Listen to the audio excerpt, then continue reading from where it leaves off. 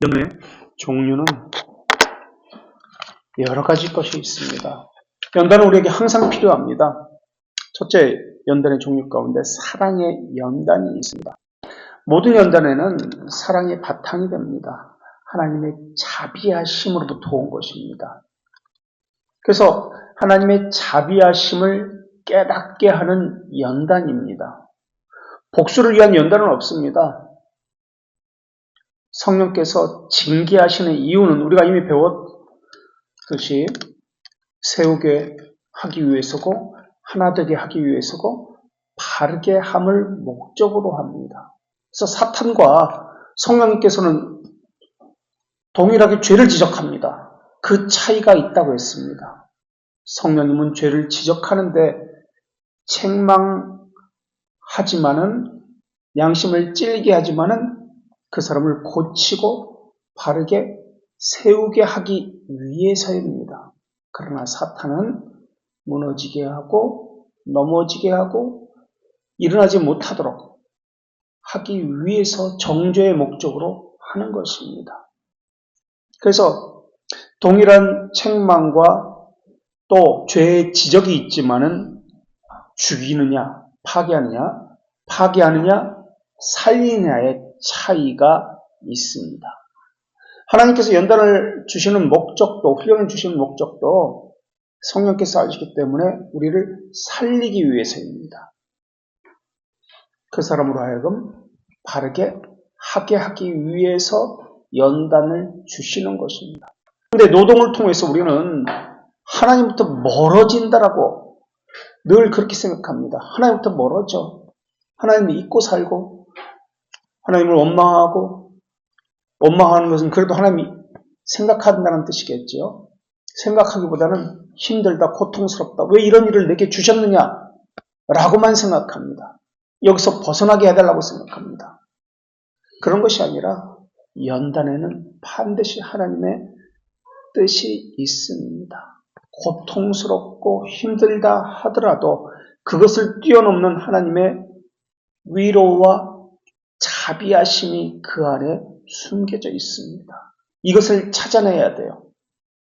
그래서 노동하기 때문에 하나님부터 멀어지고 그런 것이 아니라 오히려 노동하기 때문에 힘들고 고통스럽기 때문에 하나님과 더 가까이 하고 하나님의 뜻을 찾을 수 있는 그런 도구로 사용되어야 합니다. 하나님의 자녀에게는 하나님의 선하심과 인자하심이 드러납니다. 하나님은 선하심과 자비하심을 그에게 보이기 때문에 그렇습니다. 그래서 우리에게는 연단은 하나님의 사랑과 선하심, 자비하심과 선하심을 만나게 하는 도구입니다.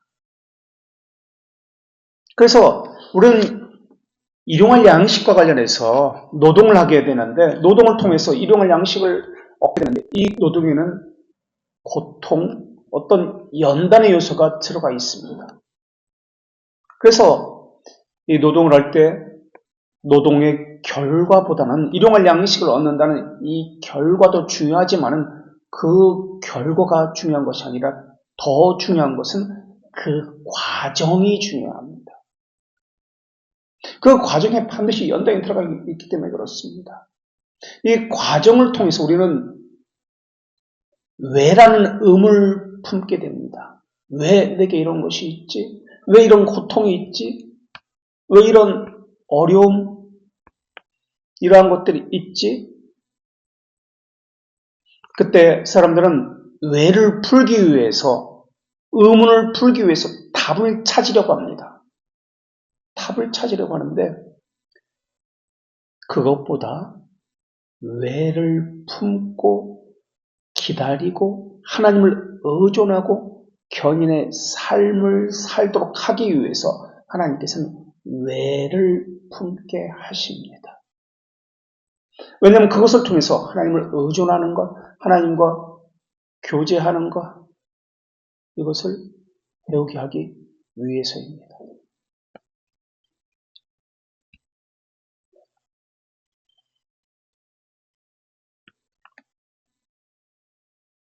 두 번째는 하나님께서는 지혜의 연단을 하십니다. 첫 번째는 사랑의 연단, 두 번째는 지혜 연단인데, 하나님께서는 우리에게 하나님이 얼마나 지혜로우신지를 연단을 통해서 알려주십니다. 기가 막힌 방법으로 하나님의 때에 왜에 대한 대답을 알려주십니다. 그때 왜라는 대답을 깨닫게 될 때 하나님이 어떤 분이다, 참으로 지혜로우시구나 라는 것을 깨닫게 됩니다. 그래서 왜라는 대답은 바로 즉시 하나님께서 해답을 주시는 것이 아닙니다. 어떤 사람은 10년, 어떤 사람은 20년을 왜라는 질문을 가지고 살게 됩니다. 저 같은 경우도 30년 이상을 지금 왜라는 대답을 가지고 질문을 가지고 살고 있습니다. 여러분도 아시다시피 이 교회와 관련해서는 10년 이상을 왜라는 질문을 가지고 살아왔습니다. 하나님 우리 필요가 무엇인지를 알고 계십니다. 무엇을 원하시는지 또 어느 때 이것이 정말 적합한지 알고 계십니다. 또 어떻게 공급해야 되는지도 알고 계십니다. 그러나 하나님께서는 이것을 주시는 것보다 더 중요한 것이 있다는 것도 알고 계십니다. 하나님의 연단은 아무 계획 없이 그냥 될 대로 되라 이렇게 세상에 던져진 그런 속에서 이루어지는 것이 아닙니다. 정교하고 철저한 계획 속에서 절묘한 방법으로 이루어지는 것이 하나님의 방법입니다. 그래서 연단의 시간은 하나님이 정하십니다. 연단의 방법도 정하십니다. 왜라는 것을 알려주시는 것도 하나님의 때에 있지 사람의 힘으로 되는 것이 아닙니다. 사람이 아무리 그것에 대해서 설명한다 할지라도 왜라는 질문은 하나님으로부터 온 것이기 때문에 하나님께서 알려주시고 심정에 인식시켜 주셔야만 합니다. 하나님의 완전한 지혜에 의해서 모든 것들이 이루어지기 때문에 그렇습니다. 그래서 왜라는 것을 품고 있을 때 또 이것이 해결될 때 하나님의 지혜가 어떤 것인지 그때 비로소 깨닫게 됩니다. 그래서 어떤 사람은 왜라는 질문을 평생 질문을 품고 살다가 죽는 사람이 있습니다. 죽기 전에야 바로 그때 깨닫는 사람도 있고 죽을 때까지 그것을 알지 못하는 사람이 있습니다. 그러나 하나님은 가장 안전하게, 가장 효과적으로, 가장 함적인 방법으로 하나님의 지혜로우심을 연단을 통해서 깨닫게 하십니다. 이것이 두 번째입니다. 하나님의 지혜가 연단 속에 숨겨져 있다. 세 번째는 연단을 통해서 하나님의 신실하심, 하나님의 신실하심과 우리의 믿음의 견고함을, 그러니까 믿음의 연단을 하나님께서는 이 일에 대해서 고통을 통해서 우리에게 알려주십니다. 믿음의 연단을 하기 위해서 그것을 하십니다. 다윗은 시편 119편 75절에서 이렇게 고백하는데요. 주께서 나를 괴롭게 하심은, 다윗이 왕입니다. 근데 자신이 괴롭다고 지금 고백합니다. 그 이유가 뭐라고 얘기하면 주의 성실하심 때문이다. 나를 괴롭게 하시는데 그 이유는 주께서 성실하시기 때문에 그렇습니다. 하나님은 우리의 신실하심을 위해서, 그러니까 믿음을 위해서, 그리고 동시에 하나님의 신실하심을 우리에게 보이시고 이것을 깨닫고 인지하게 하기 위해서 우리를 연단시키십니다. 우리는 친구들이 있습니다. 그런데 가장 어려울 때 참된 친구를 발견하게 됩니다. 잠언 27장 6절에서도 친구의 아픈 책망은 충직으로 말미암은 것이니, 충직으로 말미암은 것이다. 아픈 책망은 충직으로 말미암은 것이니라. 그러면서 반대로 원수의 잦은 입맞춤은 거짓에서 난 것이니라 라고 말씀하고 있습니다. 친구가 책망으로 아프게 한다는 것을 알고 있습니다. 그러나 그렇게 할 수밖에 없습니다. 내버려 둘 수가 없기 때문에 바른 길로 오게 하기 위해서입니다. 그런 친구에 대해서 진실하지 않다고 말할 수 있을까요? 그렇지 않습니다. 성령께서 우리의 죄를 책망하는 이유도 하나님의 진실하심을 우리에게 보이기 위해서입니다. 우리에게 아프게 하기 위한 목적이 아닙니다. 우리는 그 책망을 들을 때, 죄의 지적을 들을 때 아픕니다. 잠언 27장 6절에서 아프지만은 책망하실 때 이것은 우리를 연단하시기 위해서입니다. 하나님께서 우리를 징계하실 때도 신실하지만은 복을 주실 때에도 신실하십니다. 항상 신실합니다. 신실하다는 말은 진실하다, 올곧다, 변함이 없다, 믿음이 있다는 말입니다. 이것을 안다면 우리는 원망, 불평을 누그러뜨릴 수 있습니다. 아, 이렇게 하나님께서 연단을 주시는, 고통을 주시는 이유가 있구나 깨닫게 되면 위로가 되기 시작합니다. 그때 우리의 마음은 염려, 두려움에서 벗어나게 됩니다. 모든 것이 하나님의 손안에 있다는 것을 깨닫기 때문에 평안을 갖게 되고 하나님의 언젠가 왜에 대해서 답을 주실 것이고 이 고통을 통해서 하나님의 목적하신 바를 이루실 것이라는 소망이 있기 때문에 그렇습니다. 그래서 우리의 믿음을 통해서 하나님께서는 믿음을 위해서 연단하시고 하나님의 신실하심을 우리에게 보이기 위해서 우리를 연단하십니다. 이것이 세 번째입니다.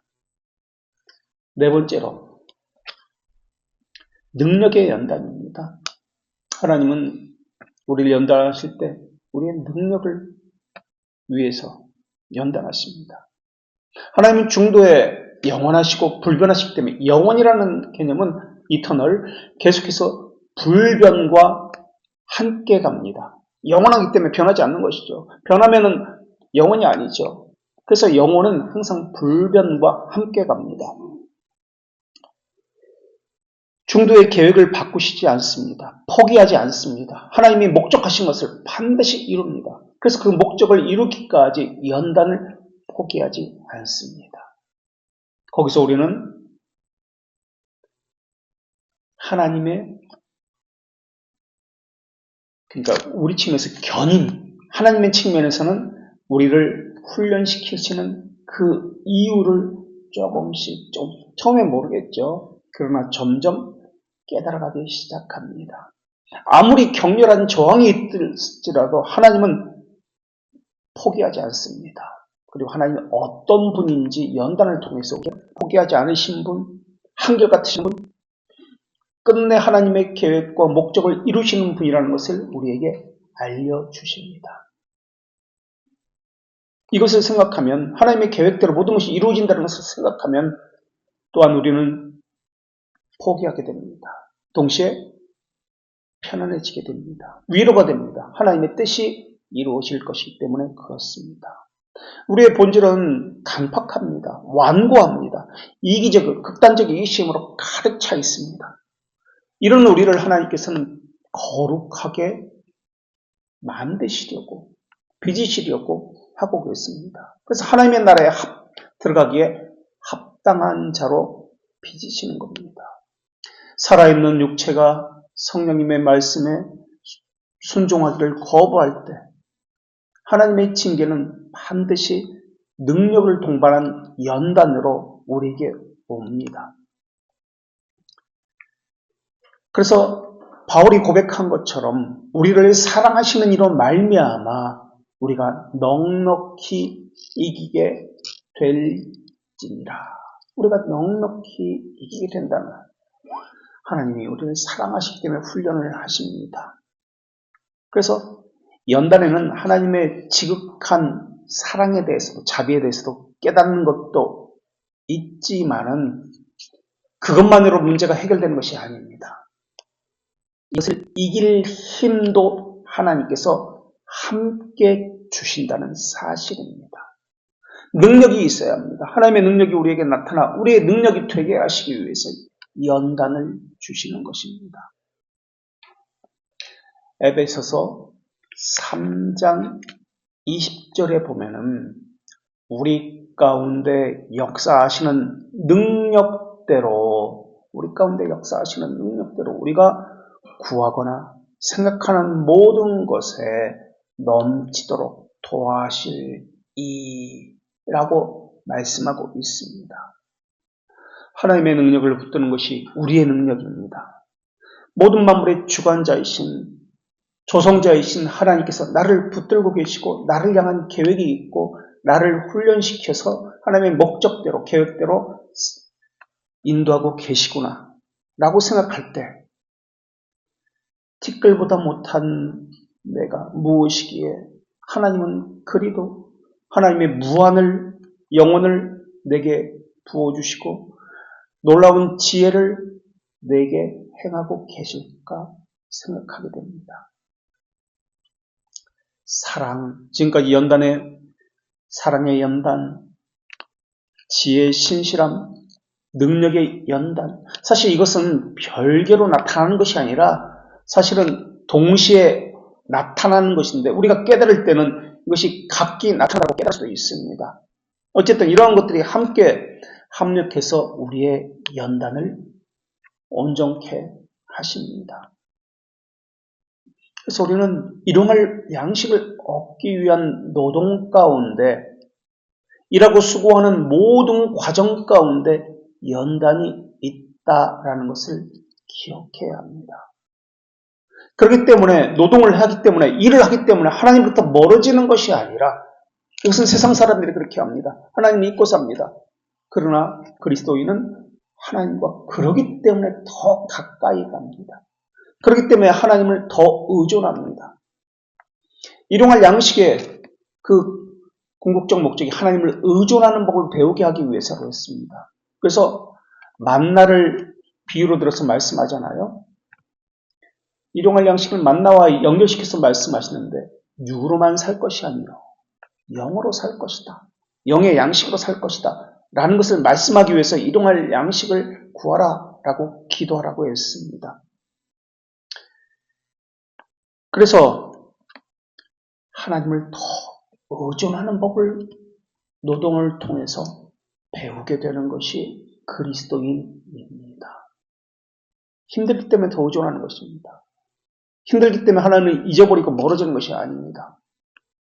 그러나 일반적인 사람들의 생각은 힘들기 때문에, 일이 많기 때문에 하나님부터 멀어진다. 짜증이 난다. 원망이 난다. 고통스럽다. 이것에만 머물러 있습니다.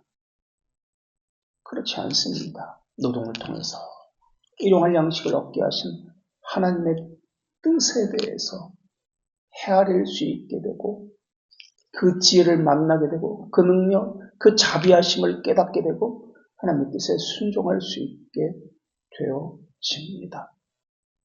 징계의 목적은 우리를 구원하기 위해서입니다. 우리를 버리기 위해서가 아니에요. 이때 징계라는 것은 히브리서 12장에 나오는 이 징계라는 단어는 연단이다, 훈련이다 라는 단어라고 말씀드렸습니다. 그러나 우리말 성경에는 징계라고 그렇게 번역되어 있습니다. 연단, 훈련이다. 하나님은 우리의 연단을 통해서 우리의 지성을 훈련시킵니다. 잠언 29장 15절 29장 15절에서 채찍과 꾸지람이 지혜를 주거늘, 채찍과 꾸지람이 그 아이에게 지혜를 준다라고 말씀하고 있습니다. 그 아이에게 지혜를 주거늘, 이므로 행하게 내버려둔 자식은 어미를 욕되게 하느니라. 잠언 29장 15절 말씀입니다. 하나님은 시련을 주시고 연단을 주시고 그것을 이해하고 또 이것을 통해서 하나님의 뜻이 무엇인지 배우게 하는 마음도 함께 주십니다. 배우기를 싫어하는 게으름을 버리게 하기 위해서 연단을 주시고 우리의 무지를 깨닫게 하기 위해서 연단을 주시고 하나님을 의존하게 하기 위해서 연단을 주시고 하나님이 어떤 분인지 알리시기 위해서 연단을 주십니다. 그래서 하나님의 가르치는 시작, 하나님의 가르침의 시작이 되는 것이 연단입니다. 이때 성령님이 조명으로 인해서 우리 눈이 밝아지고 우리 지성이 깨우쳐지고 하나님이 어떤 분인지 점점 깨닫게 됩니다. 말로만 듣던 교리, 그 난리지가 이제는 살아있는 지식으로 어크날리지로 바뀌기 시작합니다.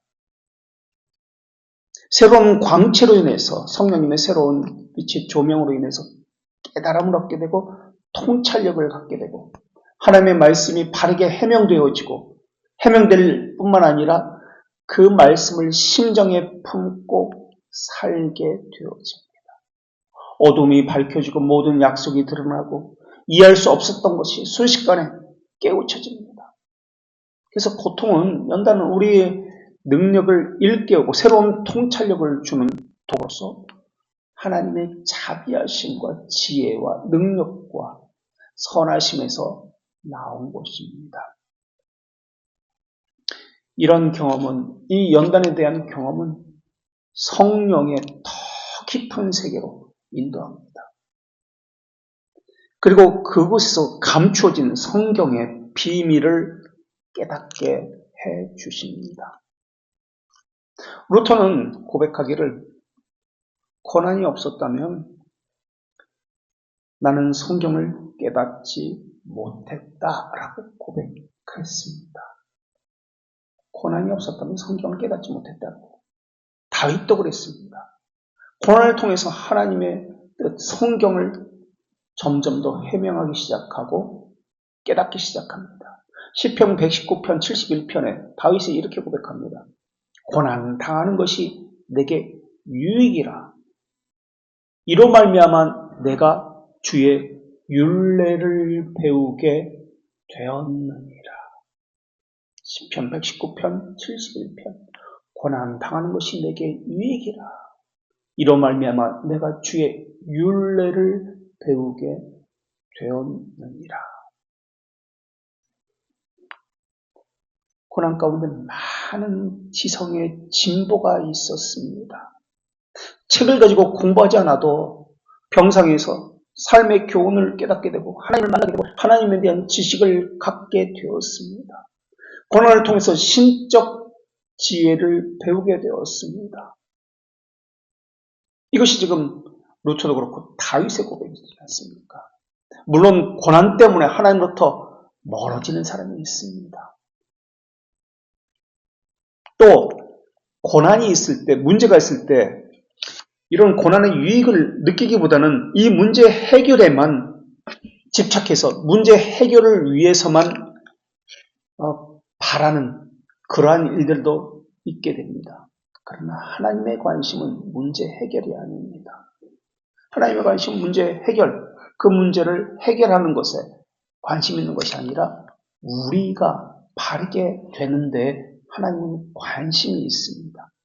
그래서 그 문제를 통해서 신적인 지혜, 하나님 어떤 분인지를 배우게 하는데 관심이 있기 때문에 문제 해결을 해주지 않습니다. 그저 왜라는 것을 품고 살도록 내버려 두십니다. 하나님과 만나게 하기 위해서입니다. 하나님이 어떤 분인지 알게 하기 위해서입니다. 그래서 고통은 하나님을 기다리는 인내의 시간입니다. 신적 지혜를 배우는 시간입니다. 하나님으로부터 오는 위로를 사모하는 법을 배우는 시간입니다. 통찰력을 길러주시고 새롭게 하신 하나님의 어떠하심에 대해서 지식을 사모하는 법을 배우게 하는 것이 왜라는 질문입니다. 하나님은 지식의 성장만이 아니라 의지의 훈련도 시키시는 분입니다. 왜곡된 생각을 고치십니다. 또 순종의 훈련도 시키십니다. 육체의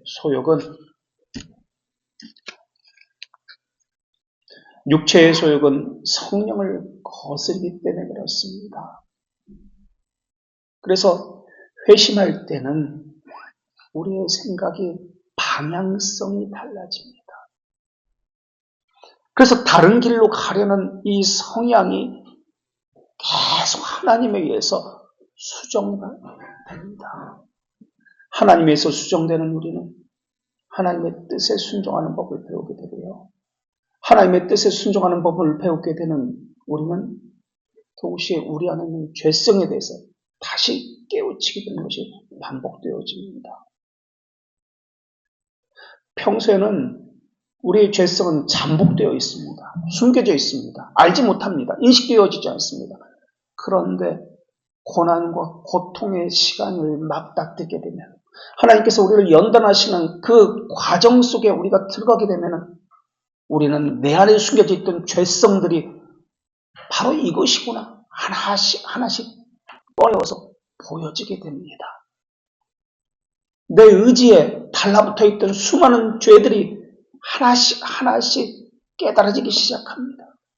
그때 수많은 자아를 내려놓게 됩니다. 수많은 고통, 고난을 주신 이유가 무엇 때문에 그렇습니까? 하나님께 맞추기 위해서이지 않습니까?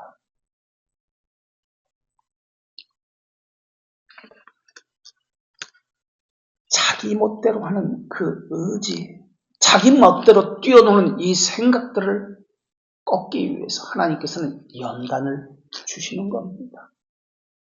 일용할 양식을 우리는 기도하고 있습니다. 오늘 우리에게 일용할 양식을 주시옵소서. 일용할 양식을 하나님께서는 타락 전에도 일용할 양식을 주셨습니다. 그러나 타락 후에도 이것을 일용할 양식을 구하도록 하셨습니다. 그러나 타락 전과 타락 후의 상황이 달라진 것은 고통, 노동의 고통이 여기에 들어가 있다는 것입니다. 제 멋대로 날뛰는 우리 죄성을 꺾게 하기 위해서 이 고통을 그냥 내버려 두시고 하나님을 의존하는 법을 배우게 하기 위해서였습니다. 의지를 순종하는 것, 나를 버리는 이 작업은 오랜 시간이 소요됩니다. 단번에 되는 것이 아니에요. 우리는 영혼과 시간을 배웠습니다. 영혼은 하나님의 측면이기 때문에 단번입니다. 그래서 죄 용서도 단번입니다. 하나님은 시간이 개념이 아니기 때문에 과거, 현재, 미래가 아니기 때문에 영혼 속에서 모든 것이 한 번에 이루어집니다. 그러나 우리는 시간 속에 있기 때문에 천천히 과거, 미래, 현재 이런 것들이 있기 때문에 오랜 시간을 통해서 두고두고 이 작업이 이루어집니다. 깊은 물을 건너야 되고 험한 바다를 건너야 됩니다. 뜨거운 불, 타오르는 불길을 속을 지나가야 합니다. 차가운 물도 지나가야 합니다. 하나님이 주신 고난은 특별히 우리의 의지와 관련되어집니다. 우리는 영혼의 기능에 대해서 배웠습니다. 그렇죠? 두 가지 기능이 있다고 했습니다. 영어로 뭐와 뭐다? 마인드와 하트다 그랬습니다. 사실 이것은 라틴어로 이야기해야 하는데 이건 다음에 우리가 배울 때 오늘 오후에 하나요? 라틴어로 이것을 이야기해드리겠습니다. 왜 라틴어로 공부해야 되는가? 왜냐하면 히브리어나 이제 헬라어로 우리가 신약 같은 경우는 적어졌잖아요. 히브리어는 구약이고 헬라어는 이제 라틴어처럼 개념 파악이 명확하지 않습니다. 그래서 오해의 소지가 있습니다. 그래서 라틴어로 우리가 공부하고 있는데 하트도 마찬가지예요. 코르라고 합니다. 코르. 조금 말씀드리면 하트 코르. 코어 있죠. 코어 영어 코어. 핵심이 되는 거, 중심이 되는 거. 히브리인들의 사고에서는 이 코어가 이 마음인데 우리말 성경에서는 마음으로 번역되어 있습니다. 마음인데 이 마음이 지성, 의지, 감정, 사람의 움직이는 모든 핵심이 마음에 담겨 있다는 뜻으로 코어라고 씁니다. 라틴어로는 코르입니다. 코르. 그래서 여기서부터 모든 것들이 이루어집니다. 생각, 의지, 판단, 오성, 감정, 코르에서 이루어집니다. 근데 이거에 대해서 이제 다음에 다시 구체적으로 이야기하는데 이 코르에 하나님께서 역사하시는 겁니다. 그래서 지성, 의지, 감정을 변화시키는 것. 이것이 코르입니다. 그래서 이것을 영어로 하트라고 표현하고 있는 겁니다. 그대로, 그 의미 그대로 가져와서 하트라고 표현하고 있습니다. 그래서 하나님께서는 성령께서 역사하실 때 이 코르에 역사합니다. 심정에, 마음에 역사합니다. 그래서 중생태 될 때 의지의 변화가 있습니다. 새로운 비전이 되었다라고 할 때, 그래서 의지를 겨냥해서 완고함을 깨트리기 위해서 하나님께서는 고난을 주십니다. 고난을 통해서, 연단을 통해서만 부드러워질 수 있습니다. 고집스러운 의지는 반드시 순종을 요구합니다. 성령님의 뜻에 맞춰지고 자기를 버려야 합니다. 사람의 마음에는 그렇습니까? 그렇지 않습니다. 하나님을 받아들이려고 하지 않습니다. 대적하려는 마음이 가득합니다. 성령께서 마음을 두드리실 때 우리 안에는 완고함을, 강팍함을 고치시려고 우리 마음의 문을 두드리시는 겁니다. 외적 변화가 있다 할지라도 마지못하는 경우가 많이 있습니다.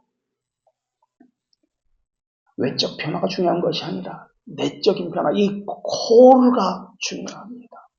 하나님께서 두드리시는 것은 이 코르입니다. 하나님께서 만드시는 것은 이 코르입니다. 코르에서 내 외적인 이 변화, 의지로 나타나게 하시는 겁니다. 마음이 여전히 거짓인데 외적으로만 행한다. 이것은 외식이라고 이야기합니다. 하나님의 무한한 영광의 빛을 우리 내면의 심정에 조명하셔서 죄의 더러움을 보여주시고 환경을 통해서, 일하는 고통을 통해서 비참함을 만나게 하시고 깨닫게 하시는 겁니다. 그래서 하나님께서는 심정을 통해서 우리 의지를 바꾸십니다. 이게 중생이 우리 의지가 변화됐다는 뜻이지 않습니까? 이때 마음은 하트다. 의지와 관련된 마음이다. 연단을 통해서 우리는 큰 고통으로 상처라는 이름으로 남을 수도 있습니다. 미움과 징후로 남을 수도 있습니다. 왜라는 것을 붙들고 복수라는 것으로 남을 수도 있습니다. 그러나 이러한 모든 것들이 하나님의 섭리적 지혜에서 나타났다는 것을 깨달을 때 우리는, 하나님의 사람은, 그리스도인은 미움, 복수, 원망, 절망이 아니라 사랑으로 바뀌고 하나님의 자비로 바뀌고 선함으로 바뀌게 됩니다. 철저히 비참함을 느낄 때까지, 철저히 자기 자신의 그 죄성을 혐오할 때까지입니다. 그래서 모든 환경에서 버려질 수도 있습니다. 나는 혼자다. 소외감을 느낄 수도 있습니다. 이사야 1장 5절에서 너희가 어찌하여 매를 더 맞으려고 하느냐? 라는 말씀이 있습니다. 하나님께서는 그 사람을 바르게 하기 위해서 계속해서 매를 대십니다. 매라고 표현되어 있지만 이것은 연단 훈련이라는 단어라고 말씀드렸습니다. 마음의 훈련, 양심의 훈련까지 이어집니다. 화인 맞은 양심을 우리는 가지고 있는데 사망의 잠을 자는 양심입니다. 양심의 뜻이 무엇이라고 배웠죠? 이것도 우리가 기독교 강의에서 라틴어로 배웠는데 무엇과 더불어 아는 지식, 콘 무엇과 함께, con, 콘 사이엔티아, 지식이라는 단어가 들어갔습니다. 지식, 콘 사이엔티아, 양심이라는 뜻입니다. 무엇과 더불어 아는 지식. 그래서 사람마다 양심의 기준이 각기 다릅니다. 그러나 우리는 하나님을 아는 지식, 이것으로 양심을 구성하고 있습니다. 믿음을 어디에 보신다고 했죠? 기독교 강요에서 청결한, 베드로전서에서 3장에서 청결한 양심 위에 믿음이 부어진다라고 했습니다.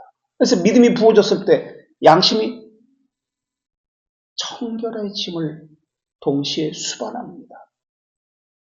그래서 믿음과 청결한 양심은 함께 갑니다. 청결한 양심이라고 할 때 동기, 의도, 이것을 하나님께서 보십니다. 하나님은 영이시기 때문에 그렇습니다. 그것을 중심, 이때 중심을 보시는 하나님이라고 그렇게 사무엘이 그렇게 말씀하고 있잖아요.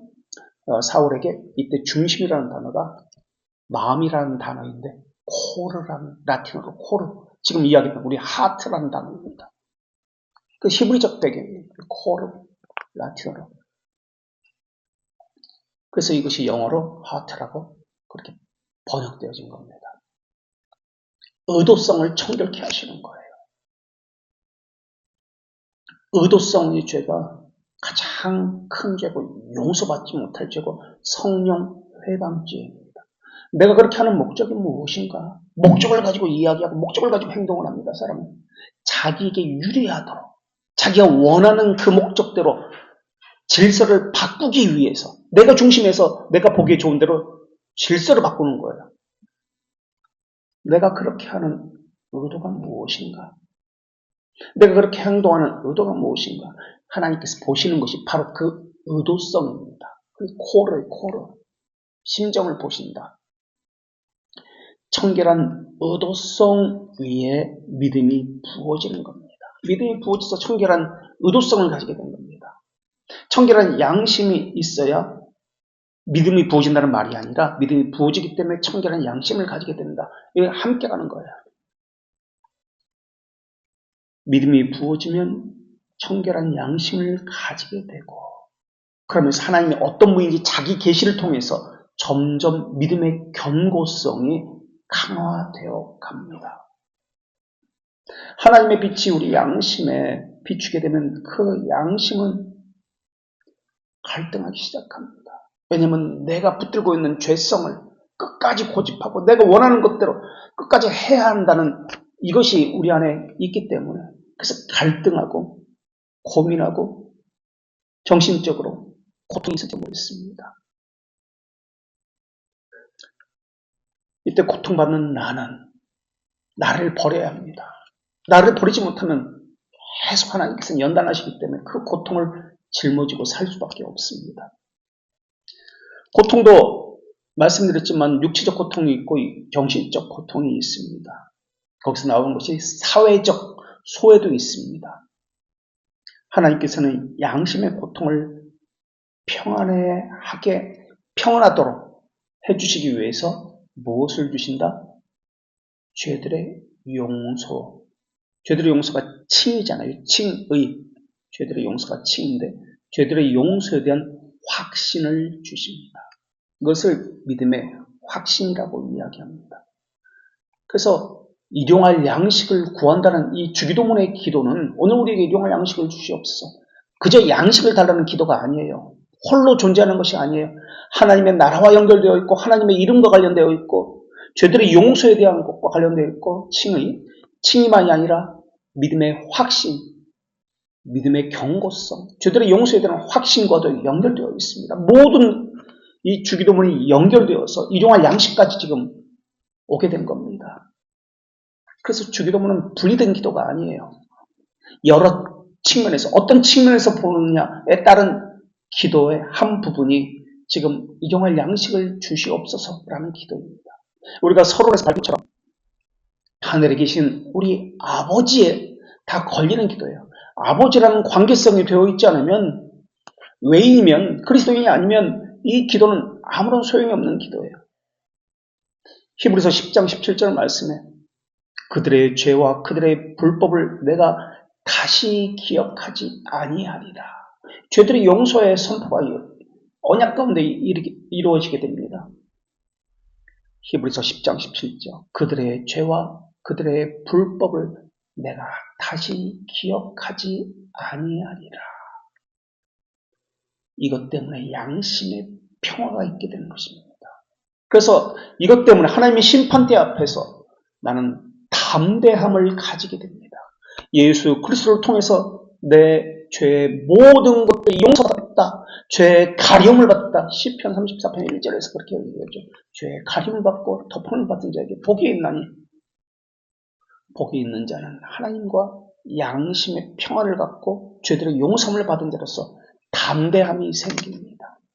그래서 사람을 두려워하지 않게 됩니다. 어떤 문제가 있을 때 이것을 두려워하지 않게 됩니다. 어떤 일을 할 때 지금 노동과 관련해서 고통을 이야기하고 연단을 이야기합니다. 어떤 일을 할 때 이것으로부터 오는 실패, 어떤 인간관계에 부딪힌 이것을 두려워하지 않습니다. 이 안에는 반드시 하나님의 섭리적 뜻이 있다는 것을 헤아려 이 뜻이 무엇인가를 살피기 때문에 그렇습니다. 하나님의 빛으로부터 내 안에 있는 죄들이 보여지게 되고 드러나게 되면 처음에는 두려움이 일어납니다. 이 두려움은 하나님께서 죄에 대해서 심판하고자 한다는 심판에 대한 두려움입니다. 그때 예수 그리스도의 십자가가 내게 제시되어지고 내가 예수 그리스도와 함께 십자가에 못 박혔다는 것을 죄들의 용서에 대한 확신을 통해서 확인되어지고 죄들의 용서에 대한 확신을 통해서 내 죄의 사악함이 해결되어졌다라는 것을 통해서 내 마음이 부드러워지는 겁니다. 그래서 하나님의 자녀는 늘 자기의 죄에 대해서 민감해지기 시작합니다. 조그만 것도 의도성을 가진 모든 것들에 대해서 죄라고 여기기 때문에 자랑할 것이 없습니다. 겸손할 수밖에 없습니다. 나는 죄인이라는 것밖에 없기 때문에. 그래서 온전히 거룩해지길 원합니다.